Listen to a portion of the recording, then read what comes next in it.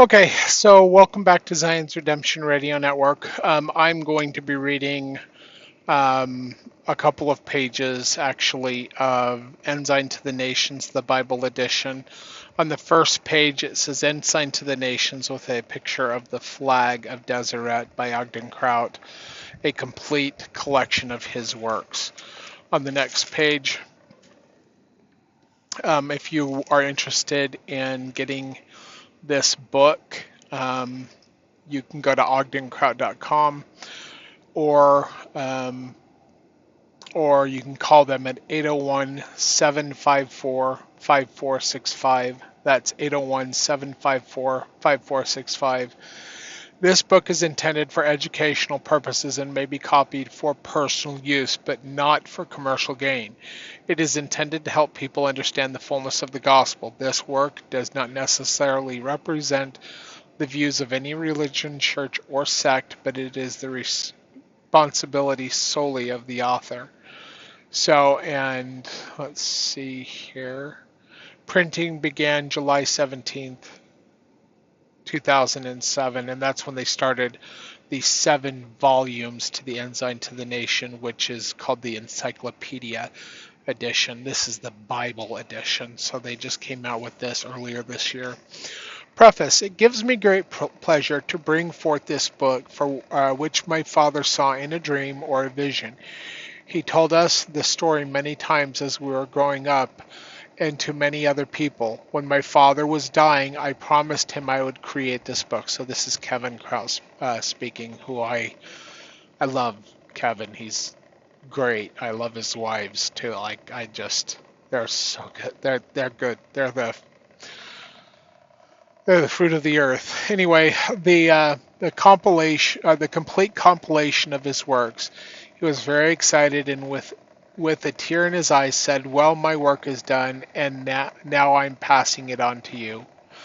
Then later, after my father passed away, I was going through some of his things, and as I picked up a notebook, a piece of paper fell to the floor. It was the record of the dream my dad personally typed, which is in the following page. My grateful appreciation to my wife, who has so carefully and painstakingly spent many years typing and formatting, and to Linda Browning, down low, Art Pritchard, who unfortunately passed away many years ago, Ben Lowe, Bill Naylor, Linda Youngblood, Betty Ringolds, and many others not mentioned. Few people know the dedication my father had for this, his life's work. As a young boy growing up, I remember him working late into the night, and then he would be back at it again early in the morning. He only slept 4 hours a night. The rest of his free time was studying, reading, and writing. He felt so compelled to do this because so many truths were being lost, covered up, and changed. He must have felt like Luther when he said so many changes being made to the original teachings of the church. There are some important points to keep in mind while reading this through this book. Number 1, within the book, there are brackets with page numbers in between them. These are the pages of the original paperback books. This makes it possible for a person referring to a page in the paperback book to find it in this version and vice versa. Number 2, each chapter heading is the title of one of my father's books, Kevin Kraut. Ensign to the Nations. 1963-1964, Dugway, Utah. I went to bed on my couch in the front room at Dugway. During the night, I had a dream where a man robed in white appeared with a large book in his hand. He stood 1 to 2 feet off the ground above me and brought the book towards me so that I could read the cover. It was a very large and thick book, inscribed with the gold lettering and gilded with gold trim. The book appeared to be the size like Whitney's History of Utah. The name of the book was Ensign to the Nations, which of course, being interpreted, means the Gospel of Jesus Christ. He opened the book and began to turn the pages slowly, and I began to read. I saw quotations from Joseph, Brigham Young, and so many of the other prophets, both ancient and modern. The words thrilled me, and as the pages turned, I saw different gospel subjects. Some of the subjects I recall seeing were Adam, plural marriage, and the United Order. As I thrilled at the truths that were so written, it suddenly flashed upon my mind that these writings were going to be mine. At this, the dream closed. When I awoke, I thought that someday I would be impressed to write a book. Little did I know then that each of these many subjects would comprise a book. At this time, I had no intention to publish anything, nor had I ever considered buying an offset press. Within a year, I began to mimeograph some of the materials, which soon led to printing presses. So, on the next page, it says, "High on the mountain top, a banner is unfurled. Ye nations, now look up. It waves to all the world." So, Ogden Kraut, here's another quote. "God's not going to tell you until you ask." That's very, very true. And then there's a picture, a drawing of Ogden Kraut. And then on the next page it says, there's a poem, I think. It says, "God and our golden men. I live out where the river bends along the mighty green. And long ago, when times were slow, I run a gold machine. The ore was found in gravel beds among the rocks and sand, and the process used to save the gold God uses to save men.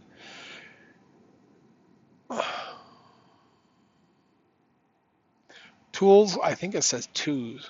Oh no, I'm sorry. I was gathered up all in one scoop, the sand and dirt and rock.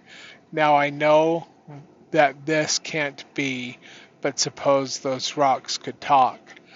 The big ones would probably say, we know we'll pass the test. We're what he wants. We're what he'll save. He'll throw out all the rest." The big ones were the first cast off, like self-important men. The smaller things passed right on through to be gathered in the bend. And so it passes on its way up to the screening deck, and there 3/4 were cast away, the biggest cut made yet. The rock said, "Come and follow us, we know we're going true, for surely he won't cast us off and only save a few." Water now is added to the dirt and sand and clay.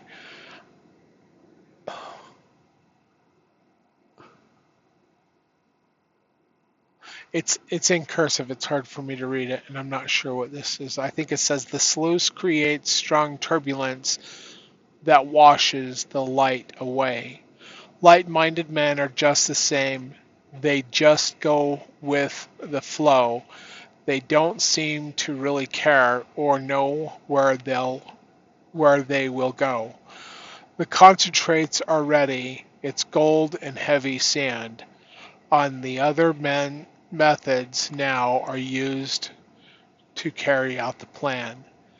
The mercury gathers out the gold and heavy sands are left, and if you're gold, then we are told you'll surely pass the test. To purify both God and men, refiner's fire must be the first, must reach 2,000 and then another 3. I don't know. And now the ore is smeltered, the impurities are out, and all that's left is pure gold and men like Ogden Kraut. And that was written by J. Slaw. So Table of context, these are each of the books that we will be reading through this, and I've already read these books multiple times on my podcast programs. Now I'm going to be reading them on my YouTube because my podcast every 3 or 4 years gets completely wiped out, and I don't know why. Anyway, table of contents. So these are each book titles. As It Is Translated Correctly, which is a really good book. Blood Atonement, which I like. Calling and Election's all right. Christ and the Crucifix. Yes, I like that. The Church and the Gospel. I really do like that book. Actually, I like them all. The Church and the Priesthood. Compromise and Concessions. Fasting for Health and Happiness. The Four Crafts. The Gathering of Israel. The Gift of Dreams. The Gift of Tongues. The Holy Priesthood Volume 2. The Holy Priesthood Volume 3. The Holy Priesthood Volume 4, 5, and 6.